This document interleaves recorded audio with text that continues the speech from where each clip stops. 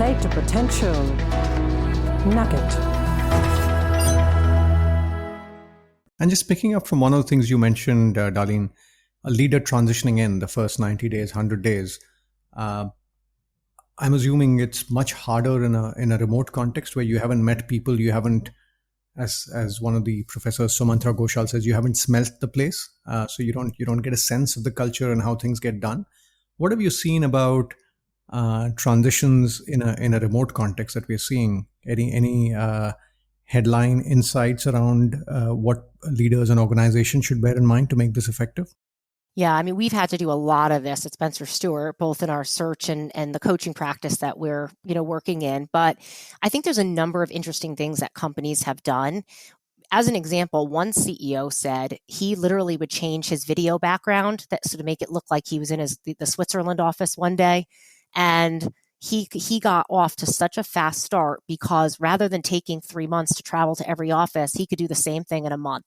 And so he could have so many video meetings that were much more effective and one-on-one meetings, by the way, where he has bigger reach in terms of the employee population, plus a number of town halls, and said he'd never go back to the way he was doing it before. That's just one example of how, yes, it's harder and you've got to be more thoughtful, but there can be a lot of efficiency if you do it well.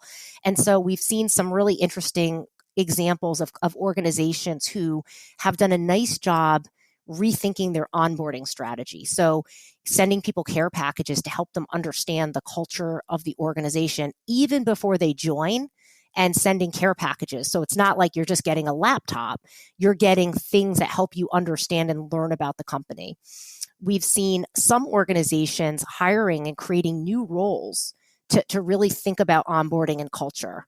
And so we at Spencer Stuart, for example, have seen some clients create roles like head of remote work or head of culture, because this is really important from an onboarding perspective.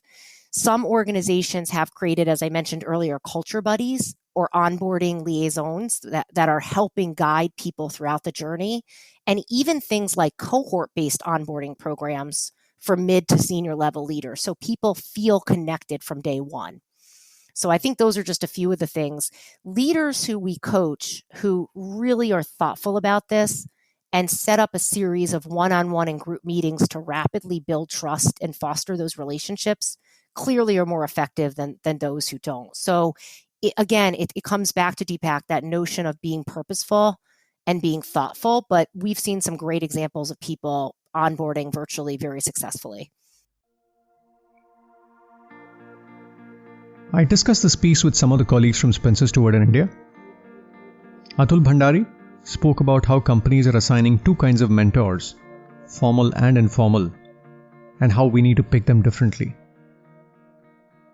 That's a much harder one, Deepak, right? Because, culture is all about how does the workplace function, right? It's the subtle nuances that you observe at the workplace, the way things get done. Now, how do you do that in the virtual world? It's much harder to replicate, to be very honest.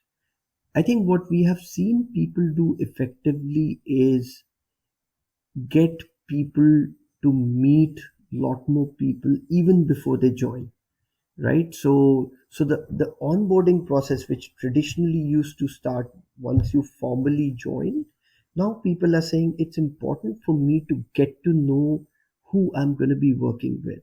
So let's not wait till the individual formally joins. Let's actually start that. The other thing that we have observed is to, assign both a formal and an informal mentor who can kind of be your, one who you can talk to at 2 p.m. in the afternoon, the other who you can have a very candid conversation at 11 o'clock in the night about how you're feeling about things. So I think those are a few things that, that companies have done. You cannot completely replace the physical element. Having said that, we have seen lots of CEOs and CXOs on board over the last 12 months. and done so effectively. And maybe just picking up on the point about the 11 p.m. informal mentor, any perspectives around how to pick that? Couple of things. I think one, it's somebody where you know, either you build a very strong comfort level quickly, or typically somebody that you have known from your past life, uh, who, because it's got to be somebody that you trust and somebody that you are comfortable with, right? So those two are critical criteria. And again, it's not going to happen in each and every situation, Deepak. So we need to be cognizant of that. Rohit Kale makes an interesting point here. He says that the interviewing process has become more elaborate these days, but that's also given more touch points for the candidate when he or she comes on board. So in a way, the widening of the interviewing pool is not only helping in decisioning, but also in integration. I think one of the insights has been that the integration actually starts even before the hiring decision is made. What I mean by that is, given that most interviews are anyway Zoom interviews, remote interviews now, we are seeing the number of interviews that every candidate has to go through increasing exponentially. That allows, of course, it's part of risk mitigation in the hiring process. But more importantly, it actually allows that individual to get a far better sense of what the overall peer group in the office looks like. Start getting connects with the peer group at a much earlier level, and brings the peer group into the decision making process, and therefore gets the alignment and therefore gets the buy-in from those individuals even before the hiring decision is made. That allows the hiring, and just allows that there is a bigger group of people who now have a vested interest in making that individual successful, because you've got the buy-in earlier. Sahiba Singh speaks about how some companies are using this as an opportunity to be a little more deliberate and reflective about their culture. So yeah, we are seeing this a lot. And what this situation has actually led organizations to do more about is think about what their culture really is and how do they describe it to people who haven't had the opportunity to, as you say, smell the culture or learn by observations.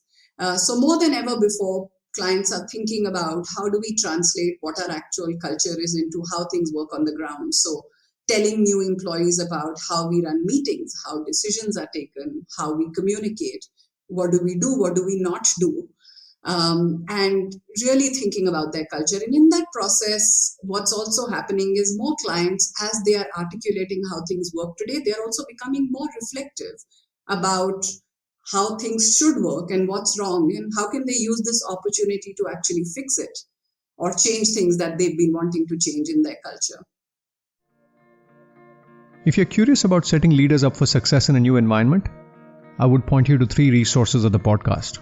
First is a conversation with Professor Michael Watkins, the author of The First 90 Days, often considered the Bible of transitions. Second is a conversation with R. Gopalakrishnan, veteran leader in the Tata Group and HUL, and the author of Crash, Lessons from Entry and Exit of CEOs, where he studied 15 high-profile CEO appointments that went south.